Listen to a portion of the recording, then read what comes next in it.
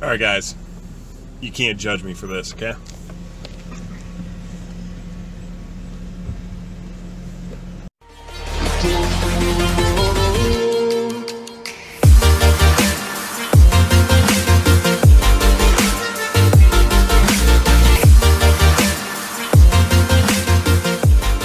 What's up, vlog? So what I wanted to do, I actually just finished up surgery this morning, and so 7 a.m. procedure, just got done. It is 9:15 a.m. We didn't start on time, started probably 7:30. Anyway, just finished up the procedure, and on one of the previous vlogs, I had talked about going into a hospital and trying to get this new product in that hospital. And that one of the doctors, well, actually a couple of the doctors are going to help me push and try to get it in there. But I was like, I had talked about the importance of your job as a medical sales rep is, at some level it is clinical, but it's very business-based, it's very persuasion-based, it's very, how are you the person that's going to be able to get your product into facilities where they don't want you to come in?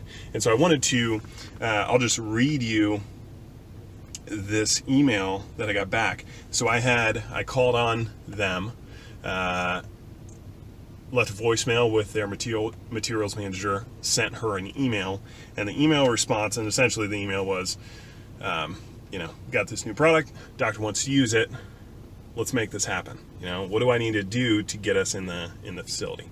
And her response was, I've copied our OR manager on this message, as I have no idea how practical and necessary it is to add another ablation device. At the very least, we would need to know what the product is.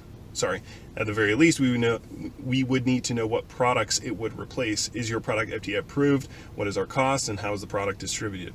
If it is truly something of interest and the pricing is competitive, then your company would have to be added as a vendor. So that is what I'm talking about when, just because you get a doctor to say, yeah, I want to use your product, does not mean, in our day and age, does not mean that you're going to be able to walk that product into surgery. A number of years ago, that is the case. You get a doctor to say, yes, you're going to walk that product into surgery. That's not the way it goes these days. So your value and my value as a rep, I'm getting paid on getting products in the door at facilities so that they can be used. I'm not paid on this might go counter to some of the things that I've posted in the podcast. Having medical knowledge, having anatomy knowledge, having procedure and product knowledge is important, because when you're actually in the operating room, you have to know what you're doing. You cannot look like an idiot in the operating room and think you're going to be successful. But to get to the operating room means you got to go through layers, and you got to go through people who don't want you to bring a product in. And you've got to go into a facility that probably has 2 or 3 other vendors selling. In this case, we have a unique product, but a lot of times selling essentially the same product. How are you going to get them to say, okay, yes, you can bring your product in here? That's what you're going to get paid for ultimately. So I thought it'd be useful to share that with you, and I will keep you guys posted as this goes and as I obviously get into this facility. All right, so I am walking into a surgery center, big facility, downtown Chicago. Got 2 doctors that want to use the product, use one of my products, and trying to get into at this facility. I have emailed the materials manager of the surgery center, and didn't get a response from her, so I'm just going to walk in there, try to catch her for a few minutes. I've worked with her in the past. We've got somewhat of a relationship. She'll know my name. She'll know who we are, who I am. Anytime you're just walking in cold, you just got to be appropriate. You got to be respectful. Understand that you are walking in unannounced, but you all got a job to do, All right, boys and girls. Big win. So, went into the surgery center and thought I was going to be meeting with 1 or 2 people, but both of those people have since moved in the last month to another position. So, it was new people there. But the materials manager, the new materials manager, saw the email that I had sent over to the old one, because it had come to, like, that person had got the email forwarded to their new email. Then he connected me with the director, the OR director of the surgery center, and I knew that guy from previous work experience. So he knew me by name. Like, I got his number in my phone. I didn't realize he was the OR director of this facility. So that means I got a case on the books in 2 days on Friday with a new doctor. We're going to be able to bring it in, try it out. If he likes it, we're going to keep using it. If not, whatever.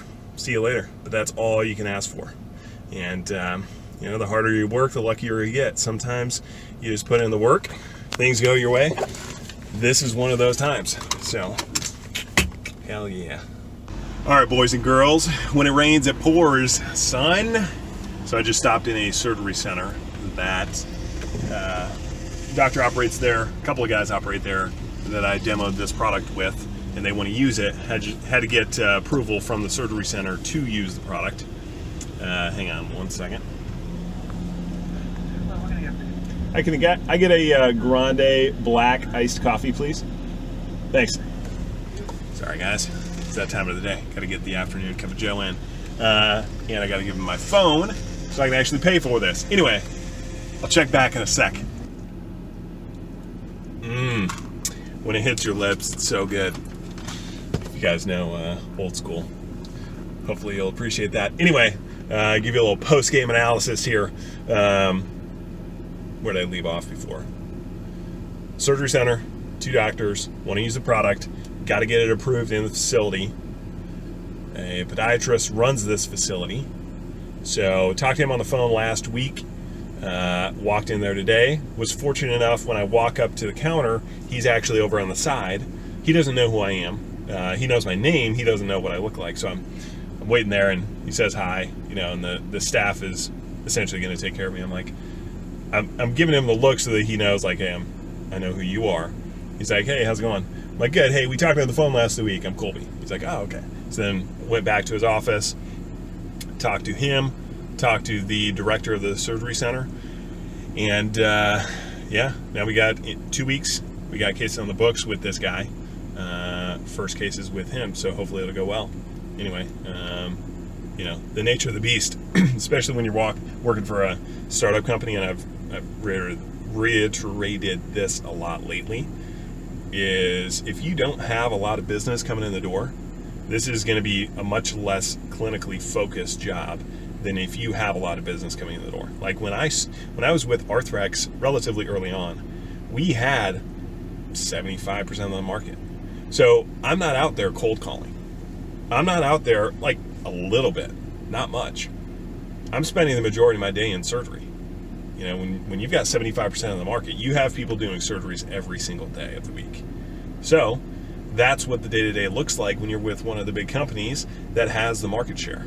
When you're not, when you're working for a company that is not the market leader, a startup, somebody that, you know, you walk into a territory, you might even be one of the bigger companies, but maybe you are in an area where they don't use a lot of that product. If you're new, you're going to be doing a lot of cold calling.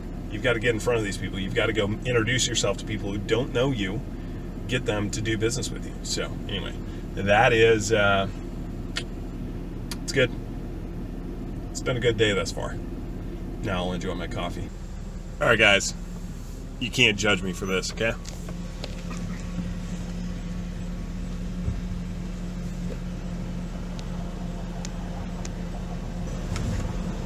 Hi, welcome to Taco Bell. Johnny, can I help you? Yeah, can I get 2 bean burritos with no onions, please? Anything to drink? That'll be it. Any taco sauce? Mild. 3 even at the window, please. Thanks. Welcome.